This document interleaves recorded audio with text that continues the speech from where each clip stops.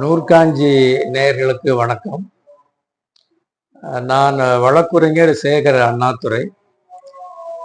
இலக்கியத்தில் சற்று ஈடுபாடு இருக்கின்ற காரணத்தினால் இன்று கம்பராமாயணம் குறித்து பேசலாம் என்று உங்கள் முன் வந்திருக்கிறேன். கம்பனை பொறுத்தவரையிலே பாரதியினுடைய பாடல் எனக்கு நினைவுக்கு வருகிறது. யாமறிந்த புலவர்களிலே கம்பனை போல், வள்ளுவர் போல், இளங்கோவை போல் பூமிதனில் யாங்கனுமே பிறந்ததில்லை, உண்மை வெறும் புகழ்ச்சி இல்லை என்று சொல்வார். அந்த வகையிலே பாரதியார் பாடிய அந்த வரிகளில் கூட கம்பனையே முதலாவதாக சொல்லியுள்ளார். அந்த வகையிலே கம்ப ராமாயணத்தை இயற்றிய போது அவர் அந்த பெயர் வைத்தது ராமாவதாரம். ஆனால் பின்னர் அது கம்பர் படைத்த காரணத்தினால் அது கம்ப ராமாயணம் என்று வழங்கப்பட்டது. இது ஒரு வழிநூலாகும். அதாவது வால்மீகி வடமொழியிலே வால்மீகி ராமாயணை தந்தார், அது அவருடைய பெயரிலே வழங்கப்படுகிறது. அதை போலவே கம்பர் படைத்த கம்ப ராமாயணமும் கம்பர் பெயரிலே வழங்கப்படுகிறது. ஒரு நூலை தொடங்குவதற்கு முன்னர் ஒரு மாளிகைக்கு எப்படி நுழைவாயில் இருக்குமோ அதை போலவே பாயிரம் என்கின்ற ஒன்று உண்டு. பாயிரத்திலே இருவகை உண்டு. ஒன்று பொது பாயிரம், மற்றொன்று தற்சிறப்பு பாயிரம். இங்கே கம்பராமாயணத்தை பொறுத்தவரையிலே கம்பன் உலகு என்ற சொல்லை வைத்து அவன் அந்த கடவுள் வாழ்த்தை, அந்த தற்சிறப்பு பாயிரத்தை சொல்கிறார். அதிலே அந்த தற்சிறப்பு பாயிரம் என்பது அது கடவுள் வாழ்த்தையும், அதை போலவே அந்த கடவுளையும் பாடி போற்றி அதன் பின்னர் அவன் என்ன பொருளை செய்ய போகிறான் என்பதையும் சொல்லி அந்த செய்யப்படுகின்ற பொருளை எய்த வேண்டும் என்ற நோக்கத்திலே கடவுளை வாழ்த்தி பின்னர் வணக்கமும் சொல்லி முடிப்பதற்கு தற்சிறப்பு பாயிரம் என்று பெயர். கம்பன் நான் ஏற்கனவே சொன்னதை போல அந்த உலகு என்ற சொல்லை முதலாவதாக வைத்து தன்னுடைய ராமாயணத்தை தொடங்குகிறான். உலகம் யாவையும் தாமுள வாக்கலும் நிலை பெறுத்தலும் நீக்கலும் நீங்களா, அழகிலா விளையாட்டு உடையார் அவர் தலைவர், அன்னவர்க்கு சரண் நாங்களே. இங்கே உலகு என்கின்ற ஒரு மங்கள சொல்லை கொண்டு தன்னுடைய கடவுள் வாழ்த்தை தொடங்கி கம்பராமாயணத்தை தொடங்குகிறான் கம்பன். அந்த வகையிலே அங்கே இந்த உலகத்தை படைத்தவன் இறைவன்.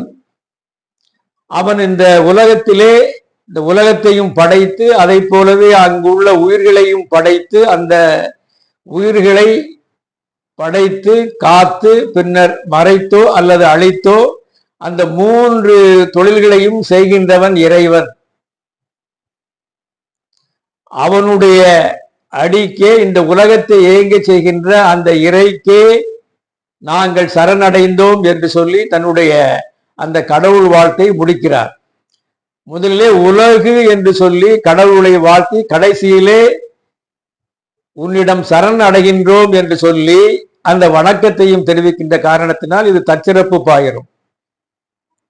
எனவே இந்த உலகு என்ற சொல்லை போலவே பெரிய புராணத்திலே சேக்கிழாருடைய அந்த முதல் கடவுள் வாழ்த்தும் என்னுடைய நினைவுக்கு வருகிறது.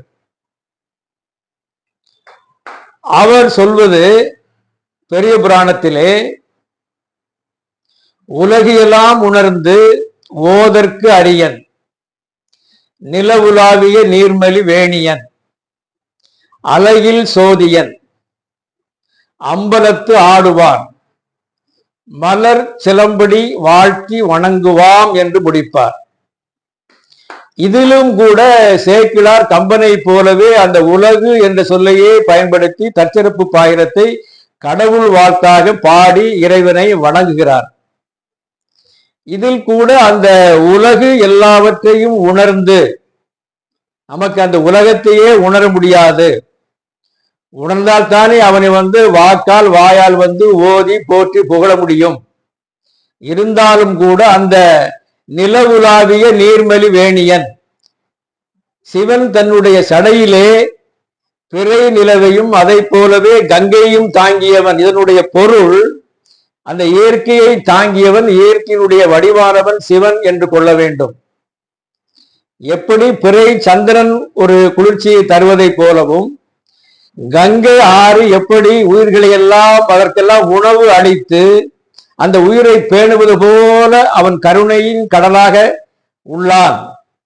எனவே அவன் கருணை கடலாகவும் அருள் வடிவாகவும் இருக்கின்ற காரணத்தினால் அவனே அப்படி பக்தர்களை எல்லாம் ஈர்த்து கொள்கிறான். அவன் அழகில் சோதியன் என்றால் அவனுடைய ஒளியை அளவிட்டே சொல்ல முடியாது, எல்லையில்லாத வரம்பற்ற ஒளியை உடையவன். அம்பலத்து ஆடுவான், அதை போலவே ஆனந்த தாண்டவமும் அவன் புரிவான். திருச்சிற்றம்பலத்திலே அவன் நடனம் ஆடி அங்கே தன்னுடைய ஆட்டத்தையும் ஆனந்தத்தையும் வெளிப்படுத்தியவன். அவனுடைய அந்த மலர் அடியை, சிலம்பு அணிந்த அந்த மலரடியை தொழுது நாம் வணங்குவோம் என்று சேக்கிழார் பெருமானும் தன்னுடைய கடவுள் வாழ்த்தை தற்சிறப்பு பாயிரத்தை முடிக்கிறார்.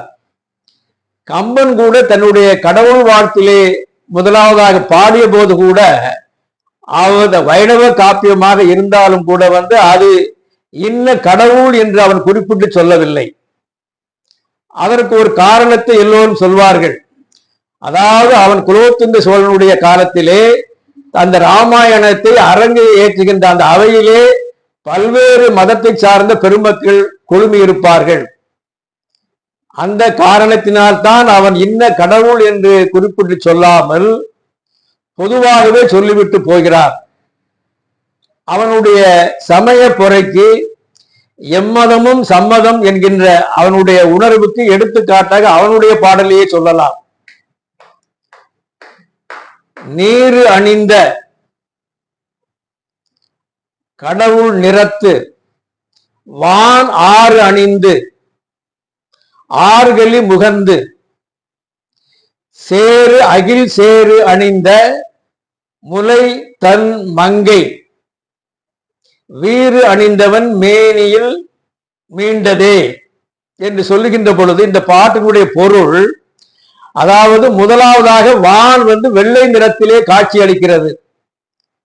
சிவன் எப்படி யாக்கையெல்லாம் உடம்பெல்லாம் திருநீரை அணிந்து வெள்ளையாக காட்சி அளிப்பானோ அதுபோல அந்த வான் மேகங்கள் வெள்ளையாக அந்த வானத்திலே தவழ்ந்து பின்னர் தான் செல்கின்ற வழியெல்லாம் அழகுபடுத்தி அணிபடுத்தி கடைசியிலே அந்த வான் மேகங்கள் தன்னுடைய அந்த கடலை மேய்ந்து என்கின்றார். அந்த சொல்லை பார்க்க வேண்டும். அந்த கடல் தண்ணீரிலிருந்து வருகின்ற ஆவியை அப்படியே உறிஞ்சி பின்னர் மேலே அந்த மேகம் செல்லுகின்ற பொழுது அது கார் மேகமாக மாறுகிறது. கார் மேகமாக மாறுகின்ற பொழுது கம்பன் சொல்வது அங்கே திருமால் தோன்றுகிறார், கார்மேக வண்ணன் என்று சொல்கிறார். எனவே இதைத்தான் அறியும் சிவனும் ஒன்று, அதை அறியாதன் வாயிலே மண்ணு என்று சொல்வார்கள். நான் பிறந்த சங்கரன் கோயிலில் கூட அங்கே சங்கர நயினார் கோயில் என்றுதான் அதனுடைய உண்மையான பெயர். சங்கரனும் நாராயணனும், நாராயணன் என்றால் நயினார் என்று பொருள், இருவருமே ஒரு சேர காட்சி அளித்த இடம் அந்த சங்கரன் கோயில் ஆகும். எனவே அறியும் சிவனும் ஒன்று, வைணவமும் சைவமும் ஒன்று என்கின்ற அந்த சமய புறையான கருத்தை கம்பன் இங்கே வலியுறுத்தி சொல்கிறார். இதையெல்லாம் பார்க்கின்ற பொழுது சரி, இவர்கள் கம்பனும் சேக்கிழாரும் இறைவனை இயற்கையை ஒரு வடிவாக ஒரு உருவமாக கொடுத்து பார்க்கின்றார்கள். அதை பார்க்கின்ற பொழுது எட்டு தொகை நூலில் ஒன்றான பரிபாடல் என்னுடைய நினைவுக்கு வருகிறது.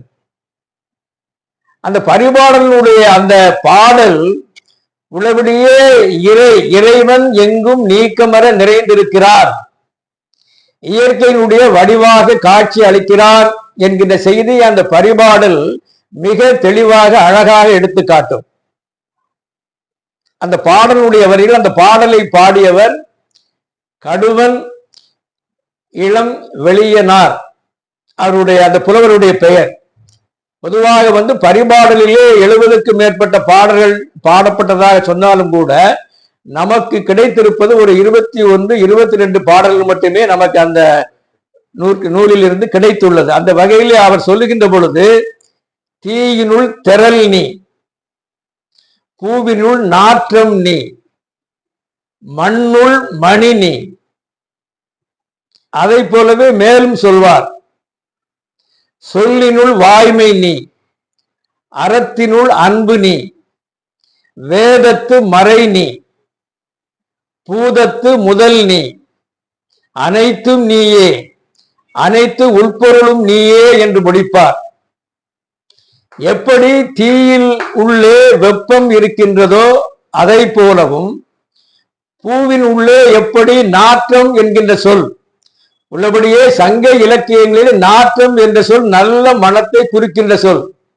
ஆனால் காலப்போக்கிலே அந்த நாற்றம் சொல் கெட்ட நாற்றத்தை குறிக்கின்ற சொல்லாக எல்லோரும் பயன்படுத்தி அந்த நாற்றம் என்ற சொல்லையே கூட பயன்படுத்த நாம் அனைவருமே தயங்குகின்றோம். எனவே பூவினுள் மனம், மனமாக நீ இருக்கின்றாய், மண்ணிலே மணியாக இருக்கின்றாய். அதை போலவே சொல்லுக்குள் எப்படி வாய்மை உண்மை இருக்குமோ அதை போலவும் நீ இருக்கின்றாய். மேலும் அறத்தினுள் அன்பு நீ. எனவே அறத்துக்கு அன்புதான் அடிப்படை என்பதை பரிபாடலும் மிக தெளிவாக சொல்கிறது. இதைத்தான் வள்ளுவனும் கூட அறத்துக்கே அன்பு சார்பு என்ப அறியார், மரத்துக்கும் அகுதே துணை என்பார். அறத்துக்கும் மட்டும் அன்பு அடிப்படை ஆனதென்று உள்ளபடியே மரத்துக்கும் வீரத்துக்கும் அந்த அன்பே அடிப்படை என்று வள்ளுவன் அதை விரித்து சொல்லுவார். அந்த வகையிலே இந்த பரிபாடலிலே அறத்தினுள் அன்பு நீ மேலும் சொல்லுகின்ற பொழுது, வேதத்து மறை நீ. வேதத்துக்குள் எப்படி மந்திரம் இருக்கோ அந்த மந்திரம் நீ. மற்றபடியாக இந்த ஐம்பூதங்கள் பேர் இயற்கை என்று சொல்வார்கள் அல்லவா, அதிலே நிலம், தீ, நீர், வழி, விசும்பு என்று ஐம்பெரும் இயற்கையாக சொல்வார்கள். எனவே அந்த பூதத்து முதல் நீ. இந்த ஐம்பெரும் பூதங்களிலே முதலாவதாக இருக்கின்ற வானத்தை போன்றவனும் நீ. கடைசியாக முடிப்பார், அனைத்தும் நீயே. உலகத்தில் தோன்றுகின்ற இருக்கின்ற அனைத்தும் நீயே என்று சொல்லி அதனுடைய உட்பொருளும் நீயே என்று சொல்லி அந்த பரிபாடலுடைய வரிகள் முடிவுறும். இதை பார்க்கின்ற பொழுது அந்த நிலம், தீ, நீர், வழி, விசும்பு என்கின்ற ஐந்து பெரும் பூதங்களே எல்லாவற்றிற்கும் அடிப்படை என்கின்ற ஒரு தமிழருடைய மெய்யியல். தமிழருக்கும் மெய்யியல் உண்டு. அது பரிபாடலும் சொல்லும், அதை போல புறநானூறும் சொல்லும், அதை வள்ளுவமும் சொல்லும்.